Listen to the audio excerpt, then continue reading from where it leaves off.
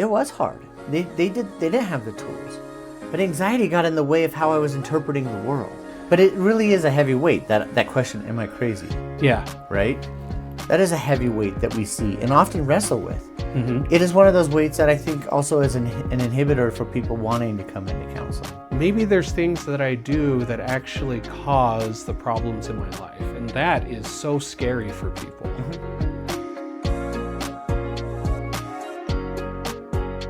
Well, welcome back, everyone, to the lighter side of heavy things. It's Dwayne Horton, a licensed marriage and family therapist, back with my friend and colleague, Chris Clark. Hey.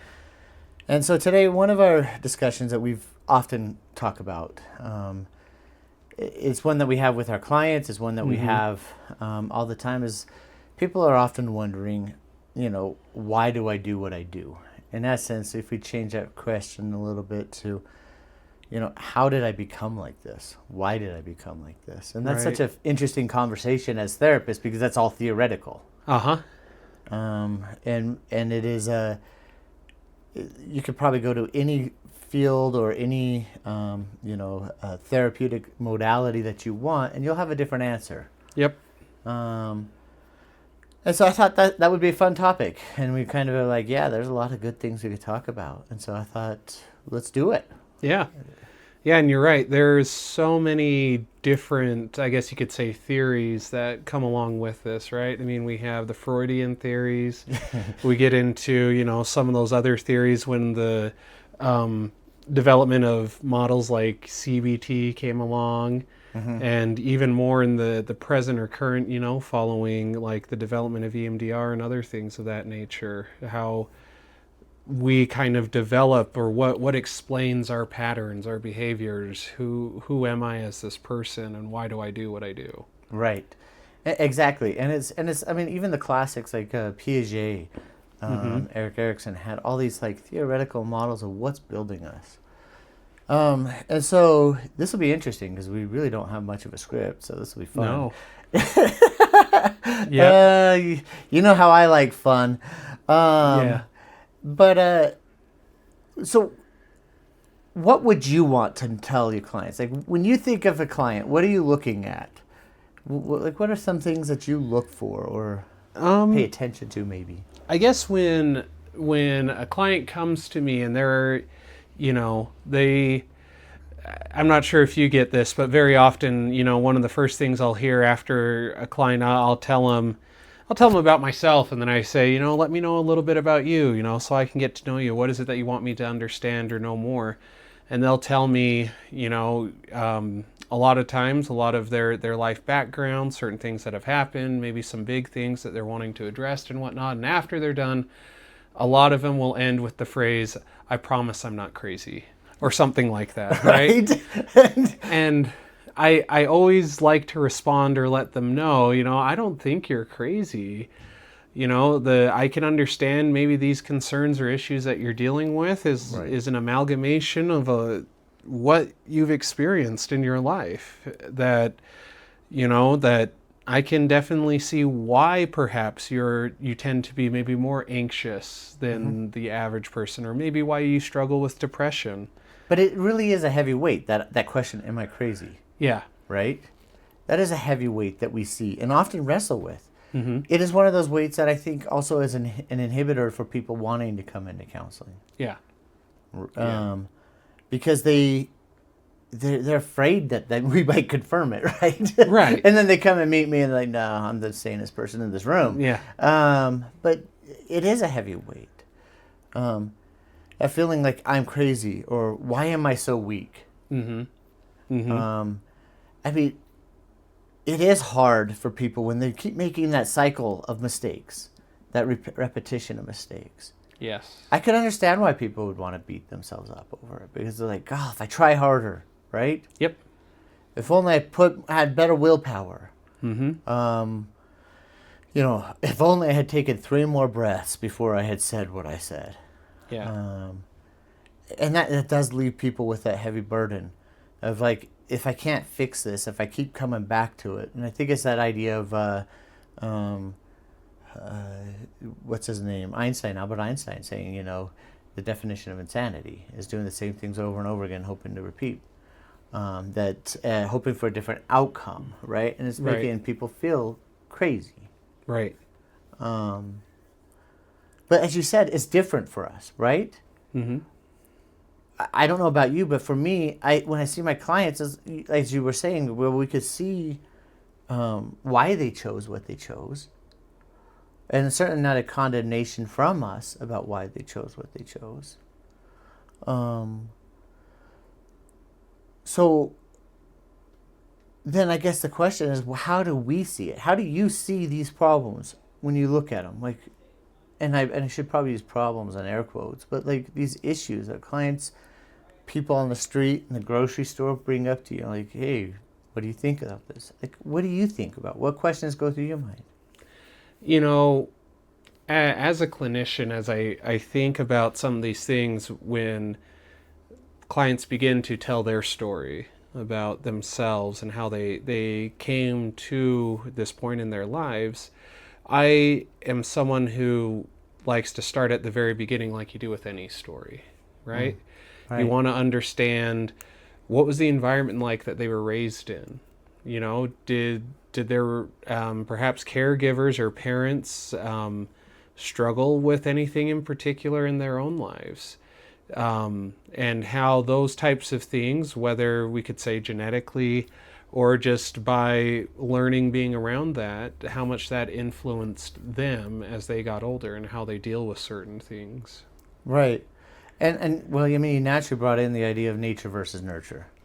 Right. It's going to be a part of it.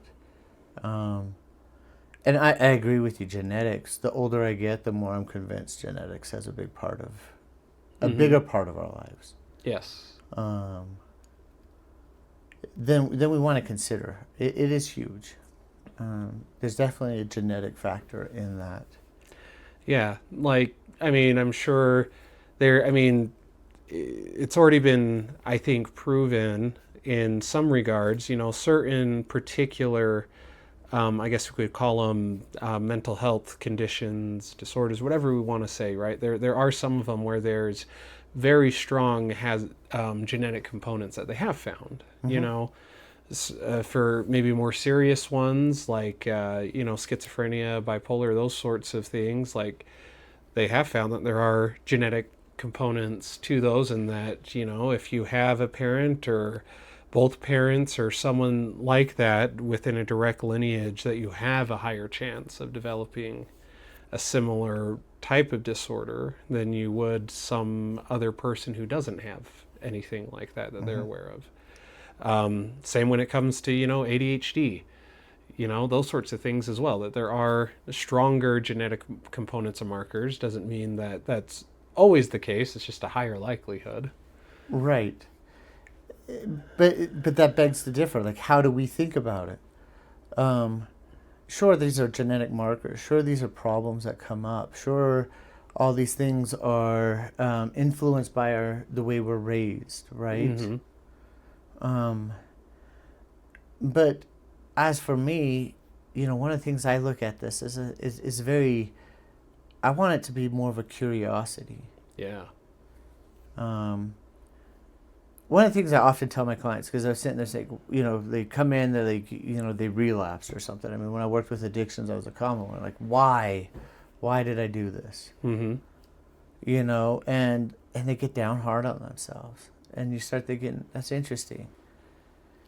If I take that at face value, logic makes sense. Maybe if I'm hard enough on myself, I will remember next time not to do this. Right. You know, pain is a good teacher.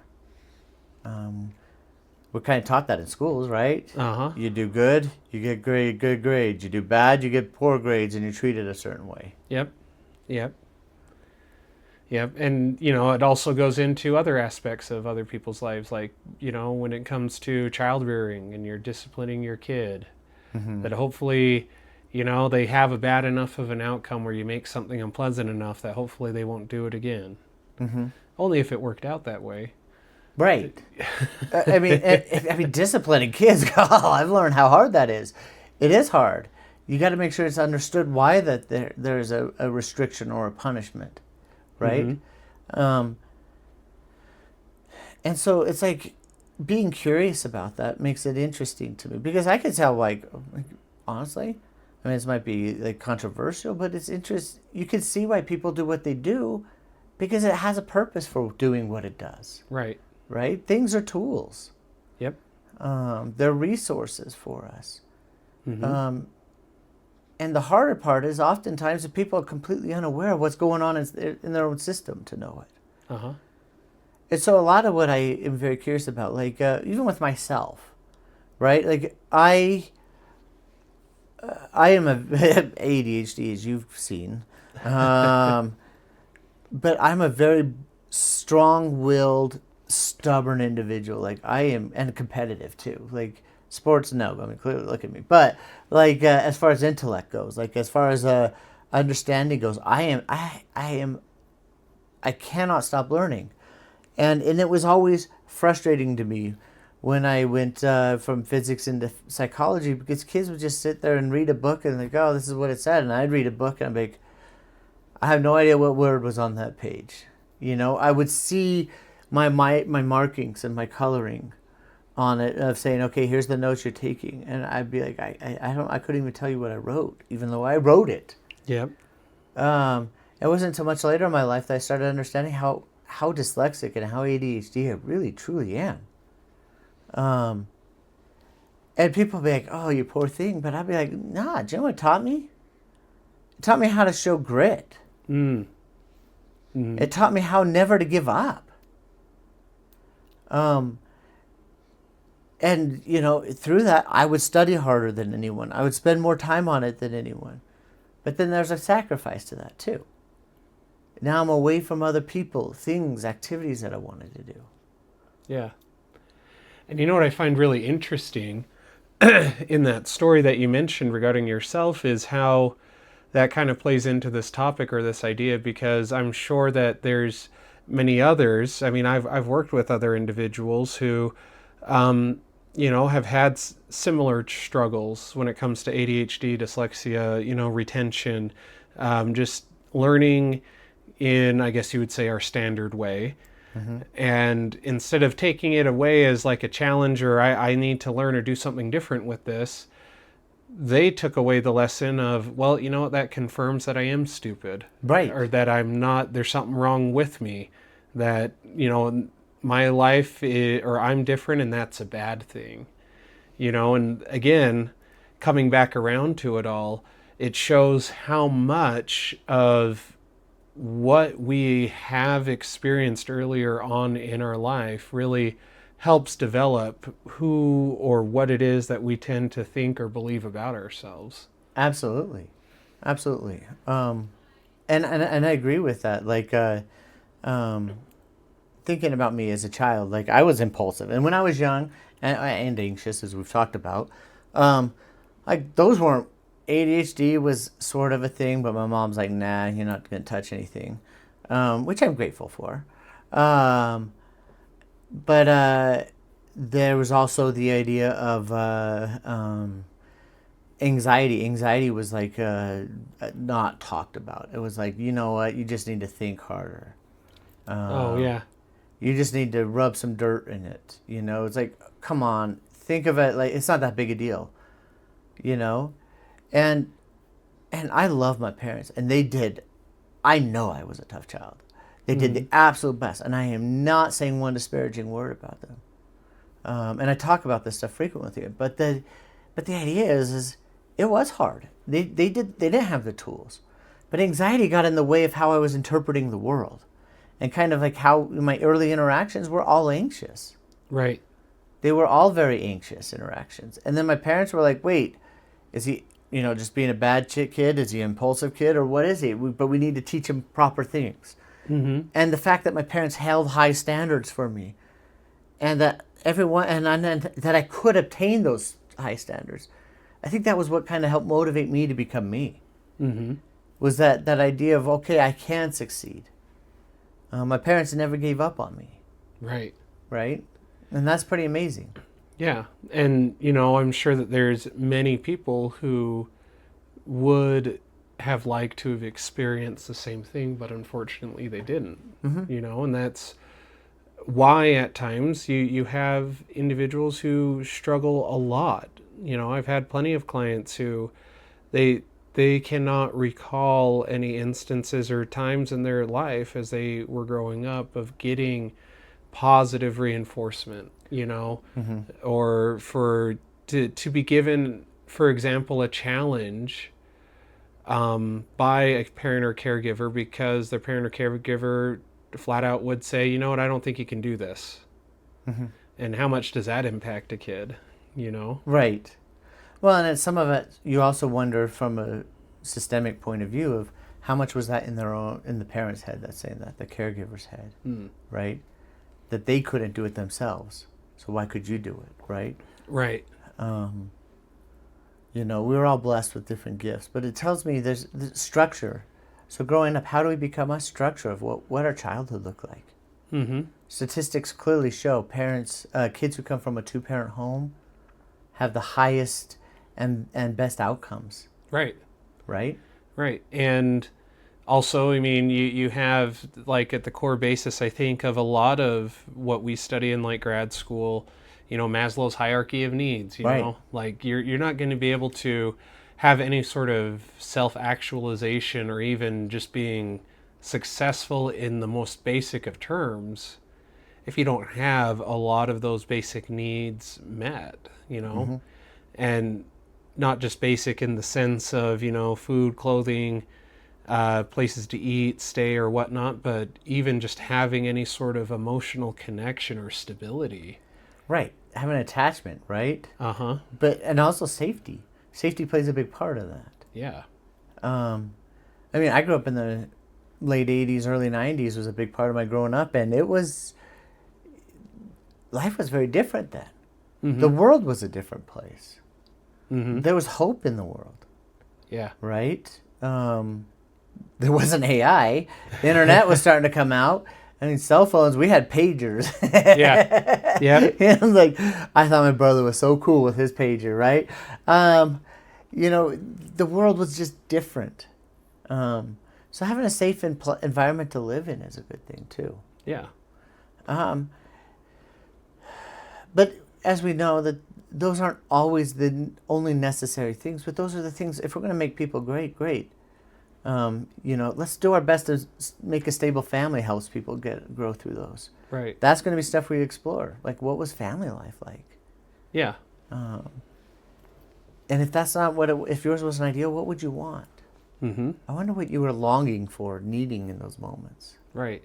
And I think that comes back around to what you were saying about that idea of safety, Mm-hmm. because if someone doesn't feel safe, you're going to do whatever you can to obtain that, Mm-hmm. right? Like, I think, for example, like with my young kids, we, they have, some of them, very different personalities when it comes to certain things. Mm-hmm. But it is so interesting to see that whenever there is something that makes them feel unsafe, that visceral reaction and the things that they do to try to make it feel safe, Right. And I think one of the biggest things that people underestimate is how that fear doesn't disappear as you get older. No, absolutely. And I'd like to highlight something that you said and then build on it and start at the beginning. We talked about how kind of like a genetic factor, right? The nature and nurture, right? My parents did not realize they were anxious. I was the only one in my family, out of the kids, my siblings, that could not hide or shut off their emotions when they were born. My siblings are great at it. And they're amazing. And they're learning how to have emotions, but I couldn't. My parents could shut off emotion if they needed to. But that anxiety doesn't shut off. Anxiety is a place of fear, right? Mm-hmm. So now we've got like a genetic connection, and you got anxiety, which if your world's already afraid and you're seeking safety, it's like, how can you receive that? And it's very hard because people will misinterpret behavior. Yes. Behavior is a very terrible marker of what's actually going on inside of people. Mm-hmm. And then you said that people are seeking that choice or that safety. Choice can be a part of it, independence, different stages. But it's also this idea that our early experiences build on each other, right? The idea of neuroplasticity. Yes. Or if I am anxious here because of event A, and then I have an event B that elicits something similar, these kind of link together in our neural networks, right? We respond similarly. And that can create a problem if you propagate that out now 30, 40 years. People can start really, I mean, heck, it doesn't even take that long. It could take 2 years, right? No. Yeah. It could take any amount of time. It doesn't matter. It's going to happen. Right. And, something that I think is really important in what you were mentioning too, in that development of understanding our own emotions and feelings and how we, I guess, should interpret some of these things and how we should behave, how we should act. Yeah, if we don't have good, healthy individuals to help us through that or help us understand that, we're not going to walk away with the best lessons learned. Right. Because I mean, you mentioned I grew up just around that same time. Definitely a very '90s kid when I was growing up. But I think back to my own childhood and how very often at times I would be behaving in a certain way, or I would see, my brothers or my sisters or a cousin or someone around my same age behaving or doing something, and someone would jump in and say, "Oh, you're mad, or you're sad, you're this, you're that," right? They're throwing the emotion down or the whatever it is down on it, and I would take away like, oh, I guess that's what that is. But now having the understanding that I do, I now realize, perhaps maybe that wasn't simply just them being angry. Looking at some of these things, it looks like that they were maybe just frustrated and they were behaving in a way that looked like anger. But if you don't have someone who's willing to sit there with you to maybe talk through or even be willing to be curious and explore what it is that you're feeling or experiencing and why you're behaving in a certain way, and you just simply take that idea of, well, I guess I am angry, I guess I'm just an angry kid. Like, what does that end up telling you and how you relate to the world around you? Right. It becomes that label. Yeah. Right? And it becomes that internal voice. Like, take someone who fails a math test or something, right? And then, I mean, they always are like, there's the idea of, I didn't do well on this math test, so why do I want to try on this one? That learned hopelessness, right? Yep. That's a real powerful influence. That becomes an internal dialogue. People look on the outside of that and say, wait, he's not even studying for his test, so he failed. But no one understands, wait, why is he not studying? What's he missing? Why is he pushing so hard against that whenever I try to get him to study? Yeah. Why is it so difficult for them to focus? Yeah. Is it that they just don't care? I mean, from the outside, it could look like the people don't care. Yeah. And it's easy enough to simply say, I guess they're just lazy, and then you walk away, right? Right. Because we interpret it the way we want to interpret it. And this is why we see things differently, is because we've had experience with hundreds and thousands of clients now, right? Where we're like, oh, I've seen stuff like this. Yep. And so it's like, oh, it makes sense. I see why you would come to that conclusion about yourself. Yeah. And that, I will say that it does freak out clients. Yeah, it does. When you can explain to them what's going on in their head, yeah. Or they start talking and then they're like, I don't know why. And then you say, I wonder, did you ever experience this, or that? And they just start looking at you, their eyes get wider, and they're like, I haven't even told you. How did you guess? And it's like, well, you start picking up on things. And patterns are patterns because they're there, right? Right. We see them. It doesn't mean we don't understand everything, but we can understand a bit, right? Right. We're not any sort of, I guess you'd say, emotional Sherlock Holmes where everything starts playing in our mind, right? Yeah. This, that, and the other, and then this is what happened. But it's being able to take our best educated guess of the patterns that we've seen before, what we understand regarding this client, and where is that leading them in their thoughts? Right. Which leads them into like teenagers, right? And teenagers are so formidable because now you got that idea of, I want to be independent. I want to be on my own. I can't wait till I'm 18, so no one can tell me what to do. Yeah. Right? that firm, rebellious behavior of like, and you couple that with a struggle of childhood and insecurities at home, things that these kids as kids could not choose, right? Yep. Couple that with genetics, right? Whereas like, oh, they didn't choose this. I have to use the analogy like when my clients come in, it's like, I don't know why I can't just turn this off or I can't do this. I'm like, yeah, when did you go to Walmart and pick that up? Can't you return it? Right? It's like, you didn't choose this. If you chose some of these things, fine. Right? I'll blame you. I'll put my finger out and I'll throw the rock at you. Right? Yeah. That's not the way we do it. It's like, some of this you just didn't choose. Mm-hmm. But also, some of it's also in teenagers, they're doing what they learned to do because it was helpful for them when they were younger. Yeah, which comes back again to that idea that you mentioned of that idea of safety, right? That, you only have to put your hand on that hot stove once to learn, I shouldn't be touching hot things.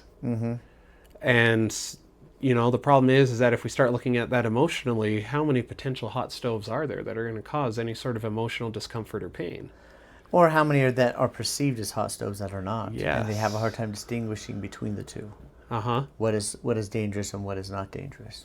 Yeah, and the more amplified whatever some of those earlier experiences are, perhaps the more amplified the reactions, behaviors end up becoming as they get older. Right. Absolutely. And it's because their system is still trying to work off of an archaic system, right? Right. It's not working. It needs to learn to adapt. But it's also one of the things that help people adapt, and I know this is probably a very controversial subject. In the 90s, there were behaviors that were acceptable and not. Now, while I can say, okay, there's some gray area there, right? But I could also say there is something about having a society where norms are norms, and people should, follow those norms, should achieve toward those norms, right? We live in a world where people want to jump off a cliff and be pissed off at where's a cliff and they die, right? Yeah. Because they're like, gravity, I hate you as they're falling. There's real natural consequences. That's not talked about much. Yeah.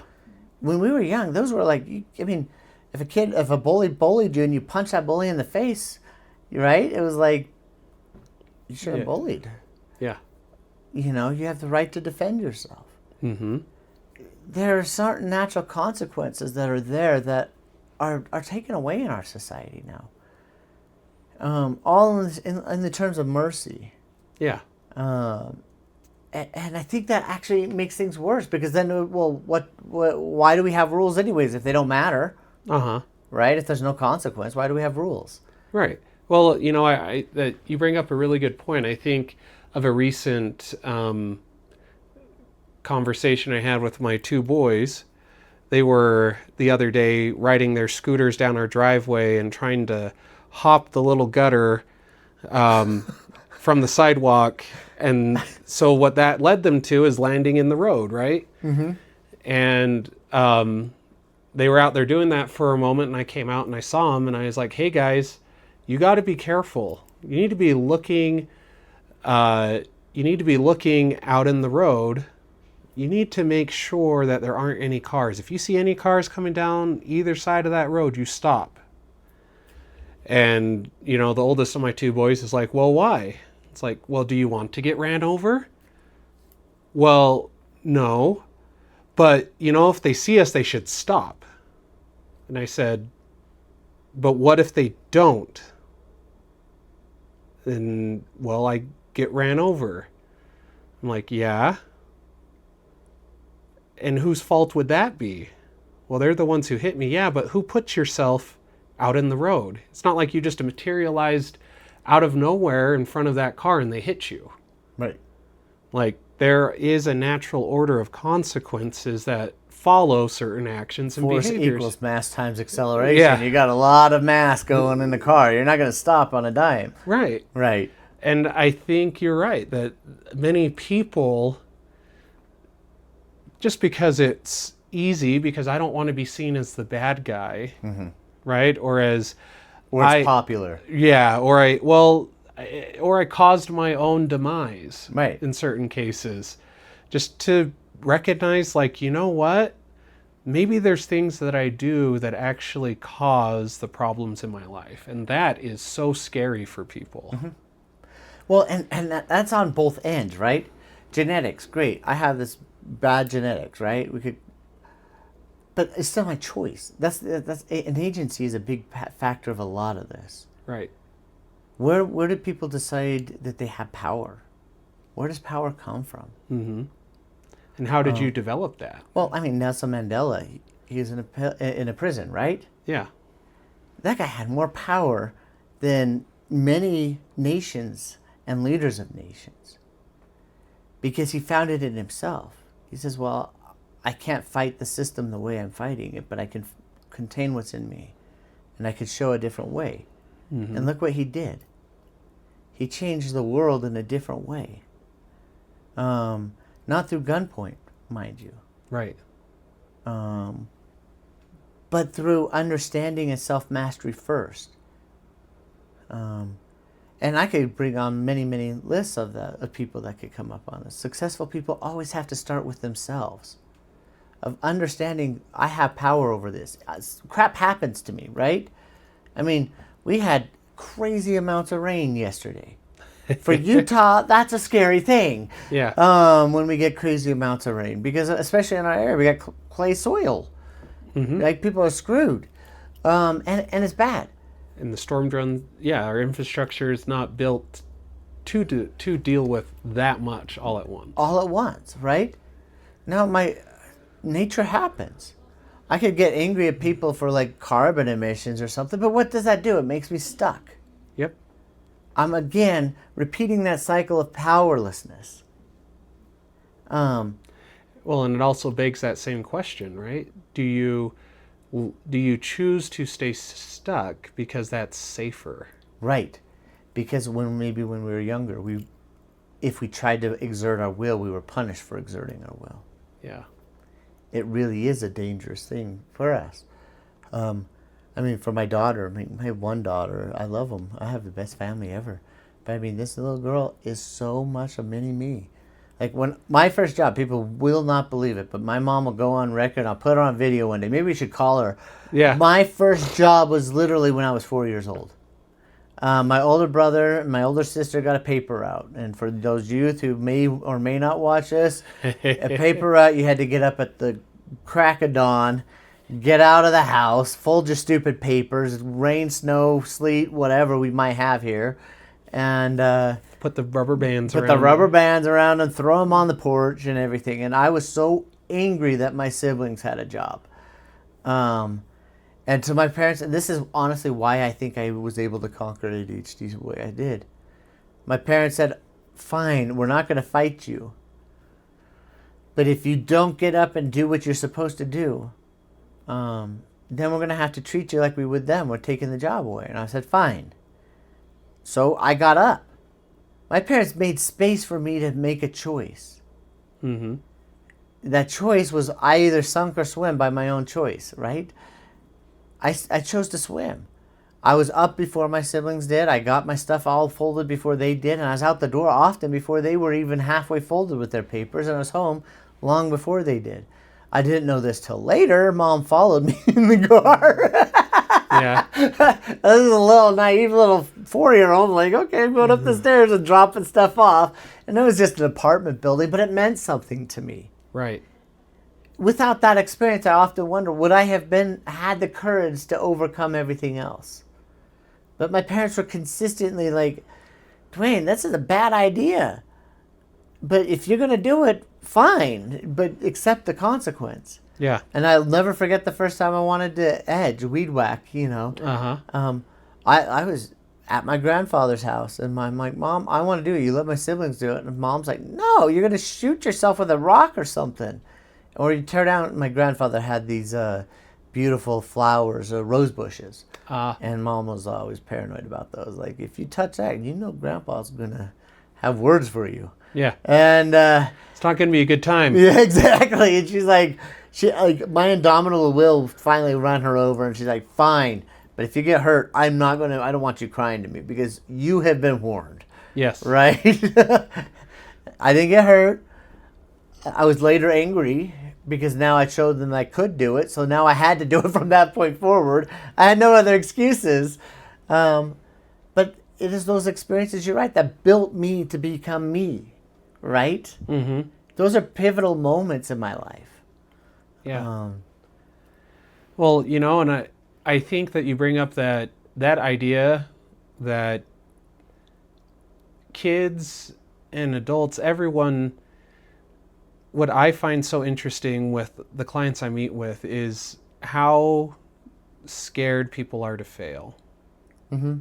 But it's so important to be presented with that opportunity, right? Because knowing what to do with failure really shows a lot of times who you are as a person, right? And can really dictate what it is you've experienced. Yeah. What's funny is I had this conversation with my daughter.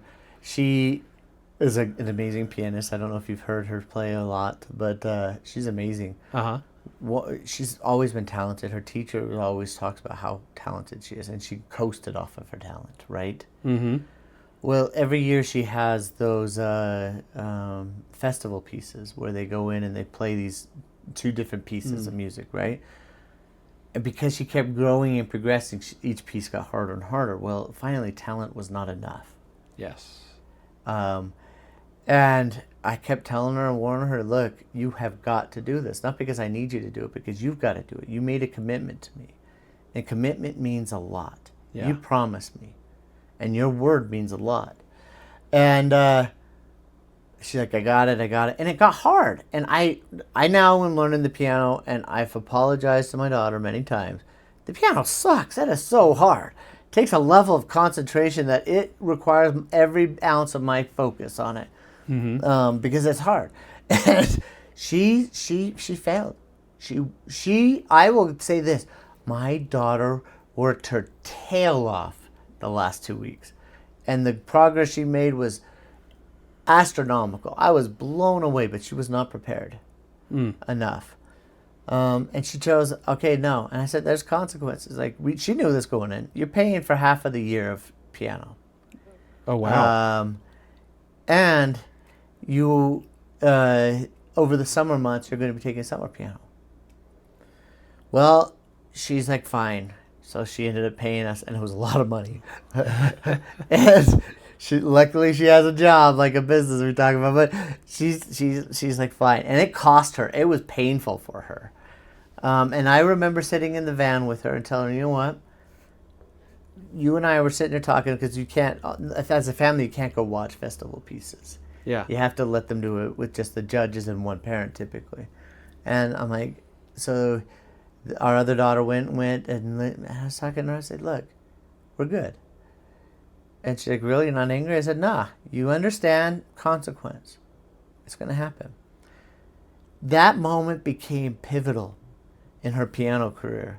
Mm-hmm. She became absolutely dedicated to her efforts and realized I can't coast off of talent. I've got to supplement talent with effort and hard work. And she has done some of the hardest pieces since then.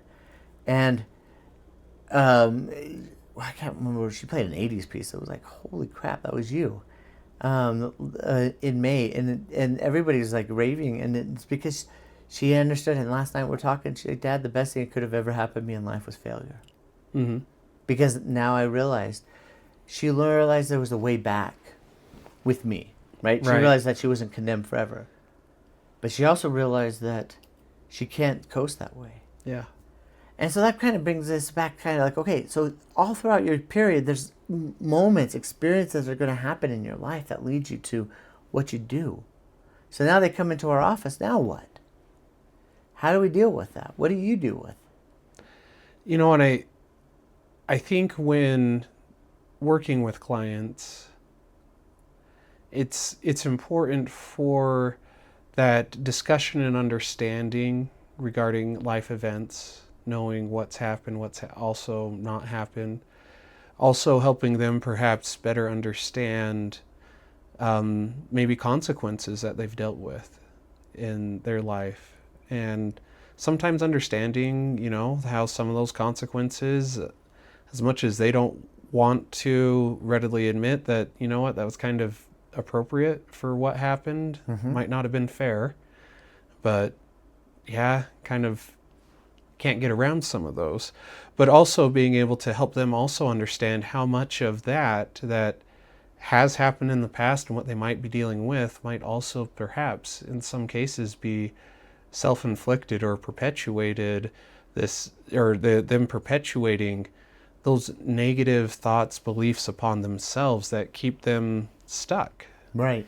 In those negative mindsets or those things that are actually holding them back. And it's hard. It's interesting to people to come across that battle of like, I want to blame others, but I still want to hold, it's like having a cake and eat it too. I want to have choice, but I want to blame others for all the bad things that happened in my life, right? Now, some things, let's make it clear. There's some things that were like, I'm not blaming any child for any bad thing that was perpetuated on them. Like, oh, yeah. No, of course. That I'm talking totally different. That is not their choice. And I probably shouldn't say that stuff online. My true belief on what should happen to perps, but... Right. There's probably many people who would go along right with you on what but I don't want to be flagged. Yeah. But I do agree that I feel like a lot of times, right, people you want to feel that sense of empowerment of knowing that I have control in my life, but it's also understanding that there is a balance to that control. Right? Like, yes, you can control your actions in many cases, but also it's important to understand that you cannot always control the outcomes. But even sometimes, and I agree with you on what you're saying, but I also think there's a caveat within that statement that we often talk about is the idea that sometimes our reactions to situations are so instinctual. Yes. That there's no thought. Yeah, it comes right back to why am I the way I am? Right. Who am I, right? Why was that my knee-jerk reaction? And I think that leads into a topic that I know that we want to discuss in the future. Maybe it'll be next time. But kind of those ideas of how trauma kind of plays into this. And not in the, I guess you'd say, overgeneralized use that maybe we see at times today of the use of trauma, or that's traumatic. Right, but actual things that likely were very traumatic in many instances, and how those things kind of make us, or perhaps explain us as people. And I agree with you. But it is that balance of curiosity. It is that balance of love and compassion for my clients that keeps me in my job. Yeah. Right? Yeah. This is that moment where people come to these hard things and they're like, why would you even want to do that? Why would you sit in there? You must be superhuman or, whatever. But that is the moment where you see people really struggle with the hardest battle in life is themselves. Yeah. And it's a sacred thing for me to watch, to be a part of that. When you see somebody literally wrestling with all the crap that's happened to them in their life. Right. And saying, am I still a good person? I keep making the same mistake. Does that make me worthless? To change that to say, maybe I still have value. Yeah. Maybe I am good enough. Maybe I am. It is that moment. That is the moment what makes me love my job. Because you see sacred miracles happen. You see people wrestle with that, which then you start perpetuating that. If they master it now, let's now perpetuate that down generations. What will their grandchildren be? How much better will their lives be? Because this person was courageous. It is no different than what we look at patriotically, right? We look at what's the sacrifices the pioneers made. Or George Washington and the revolutionaries made. Or Abraham Lincoln made. There were sacrifices made, and our lives are better because of that. Right. And I think that is something that is scary for many people because they do come in, and once we're able to sit with them and help them understand that this thing that has felt like it's kept them safe, they need to be willing to put that on that altar and sacrifice those things and perhaps try something new or different. Right, and that's such a complex thing that we could talk about over in the future. But the reality is what makes us us is our experiences. Mm-hmm. And while our experiences are hard, I have never had a client, after we work through, they conquer amazing things. They, and I mean them, they conquer their hard things. They always get to the end and say, you know what, that was horrible. But I'd do it again because I'm a stronger person. Yeah. Genetics. A lot of things, all these things balance together to make us. Yep. And what makes a difference in life is helping people learn power. Mm-hmm. And we'll keep building on that. Yeah. Any last thoughts? No, not necessarily. I think you hit it right on the head there that, you know, I feel like genetically the things that we get might not have chosen, you know, right? Don't have that receipt to go return it. But being able to understand how we can utilize those things, or maybe how we can prepare for certain things, can definitely make life either a lot more difficult or maybe easier depending on how ignorant we choose to be about them, right? Absolutely. But also recognizing as well that our experiences shape us into being the people we are, but also remembering that we continually have the choice to choose whether or not these experiences really have to define who we are as a person. Absolutely. And these are all subjects we'll keep building on. We could talk for hours, but we'll put people to rest now. Yeah. So thank you for joining us today on the lighter side of hard things. And we'll keep, did I say that right? Lighter side of heavy things. Oh, You I almost get it had right. it. The ADHD. See, that's like, that's so funny. The lighter side of heavy things. That makes way more sense than hard things. Yeah. And we'll see you next time. All right. We'll see you guys later.